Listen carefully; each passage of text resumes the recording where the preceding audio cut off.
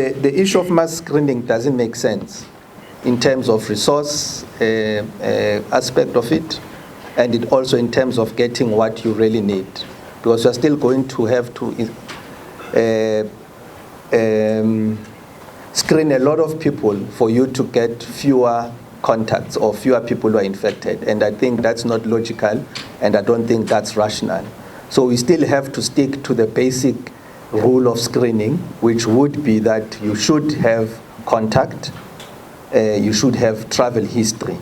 Because if you don't have that, like myself, I've not been outside any, and maybe I've not been in contact with anybody, then I shouldn't be worried, because we still have to, I've said it before, that a man who's got nausea and vomiting symptoms in the morning doesn't equal that he has to go and seek a pregnancy test, because that doesn't make sense. But we still have to have logical approach to all this.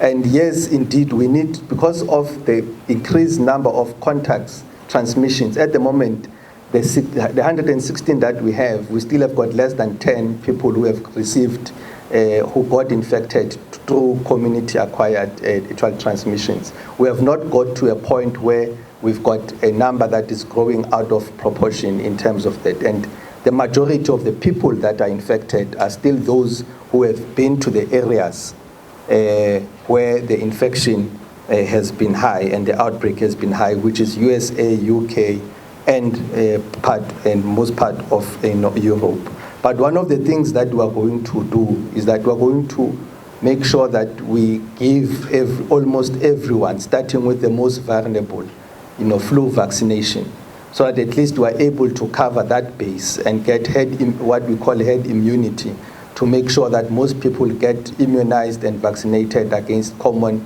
flu. Then when we have somebody with symptoms, then we know that it's something that we might need to take serious, and if it comes with positive responses on the screening questions, it makes it easier for anyone to follow it in terms of the medical patients. The issue of the informal settlements. The informal settlements, we're still going to use community health care workers for the education, and that's why we also encourage communities to start action groups which will help us to disseminate accurate information which is not related to any fake news.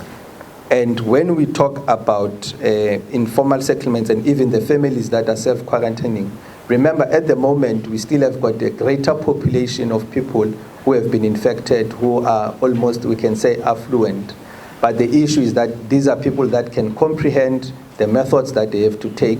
They have got access to resources that can be able to do. So that self-isolation has been quite perfect up to now. But yes, we are monitoring the situation, making sure that we are almost ready for when we need to remove somebody from the community to an area where we are going to be able to quarantine them, particularly areas like informal settlement and townships where self-isolation and self-quarantining might not be possible. With regard to distressed household, we are engaging financial institutions and other social partners to support and provide relief of households that has got a negative effect to the economy. We will grant funding to enable food scarcity as part of social intervention network. This intervention will include a rollout of 5 food banks targeting grant recipient clusters in all the regions or all our districts and metros. Going to enhance support for homestead gardening and promotion of gardening networks in schools. And we're also going to do food parcel distribution where the areas are found to be in needy spaces.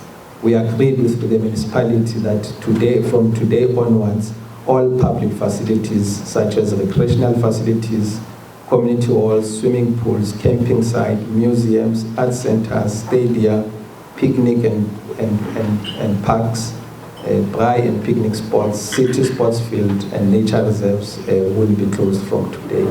One thing for certain is that after lockdowns or after drastic measures are taken, usually the disease process slows down.